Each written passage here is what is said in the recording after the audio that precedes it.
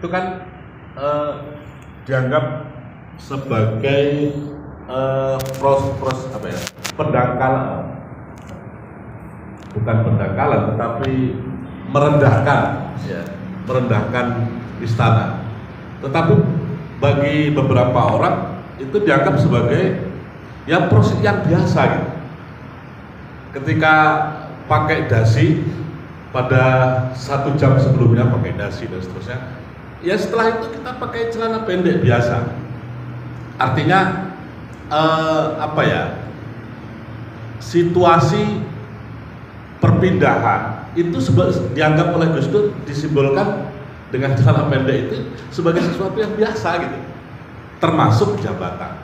Jadi jabatan itu ya biasa, bersilih berganti itu biasa, dan Gus Dur sangat memahami itu. Makanya simbol-simbol yang dia lakukan ya pakai celana pendek, pakai kaos oblong, kesannya kok meremehkan istana. Tetapi itulah cara Gus Dur untuk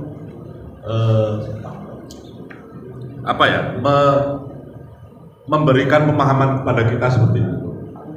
Kemudian ya saya kira banyak sekali cerita-cerita nyeleneh kenyentrikan Gus Dur, baik dari sisi pemikiran, termasuk pembelaan beliau terhadap kaum minoritas itu kan dianggap nyentrik, nyeleneh, karena itu di luar kebiasaan orang-orang kebanyakan. Tetapi Gus Dur tetap berdiri tegak pada pendiriannya seperti itu. Lalu ya kalimatun sawat Gus Dur itu menurut saya kemanusiaannya itu membela prinsip utama dalam beragama itu yang mendahulukan kepentingan kemanusiaan. Karena Allah sendiri kan tadi kata Bang Ali ya, Allah itu ya cari kepada orang-orang yang sedang kesusahan, patah hati, bukan patah hati jatuh cinta. Ini orang-orang patah hati, wajahnya kan sama. Oleh orang-orang dikasih Tuhan itu seperti itu. Artinya membela manusia baik tanpa ada batas agama, suku dan seterusnya, itu juga menjadi bagian dari membela Tuhan. Saya kira banyak cerita-cerita yang Nabi Musa misalnya ketika dia berada di pasar, dia mengabaikan orang yang meminta-minta, lalu oleh Tuhan ditegur. Kenapa? Bang Ali yang paham kayaknya ceritanya. Yang jelas waktu itu Nabi Musa ditegur oleh Tuhan kenapa dia mengabaikan orang yang meminta-minta. Nah, saya kira warisan-warisan seperti ini yang harus kita lanjutkan dari Gus Dur. Memanusiakan manusia, kemudian membela orang-orang yang tertindas. Saya kira di Riau itu juga banyak kelompok-kelompok minoritas yang perlu kita bela. Selain Kristen, Buddha, dan Konghucu ya. Tetapi ada Bahai, ada Ahmadiyah yang tahun 2015 itu bukan dilarang, diusir dari musolanya. Kita bayangkan ketika kita sholat, khusyuk sholat, kemudian diusir keluar, itu kan nggak enak sekali.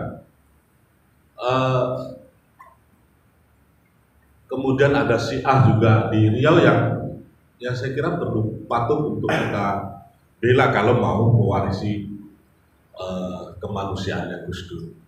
Saya kira itu aja dulu. Terima kasih.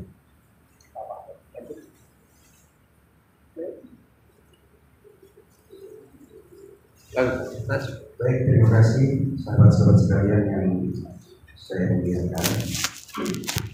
Saya sedikit melanjutkan apa yang dikemukakan oleh Mas Imam, bahwa kalimat insya Allah Gus Dur itu adalah ada pada misi pembelaan kepada kemanusiaan. 100% saya setuju itu. Karena Gus Dur seringkali mengatakan bahwa, bukan seringkali, pernah melontarkan dan itu menimbulkan polemik. Tuhan tak perlu dibela, pernah ya? Tuhan tidak perlu dibela. Justru manusia itu yang harus dibela. Dengan tandas misalnya Gus Dur mengatakan bahwa siapa yang menghormati manusia berarti dia menghormati Tuhan. Siapa yang menghinakan manusia berarti dia sudah menghinakan Tuhan. Clear itu ungkapan Gus Dur itu. Oleh karena itu, mohon maaf Gus Dur seperti yang saya bilang tadi, dia tidak menggunakan term-term ayat, tetapi itu dijiwai betul. Ya, dijiwai betul. Mungkin Gus Dur ini agak sedikit, mohon maaf, mewarisi cara berdakwah Wali Songo, persisnya Sunan Kalijogo.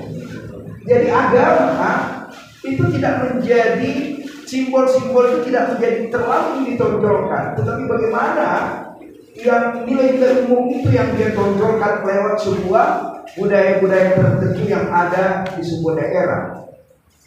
Ya.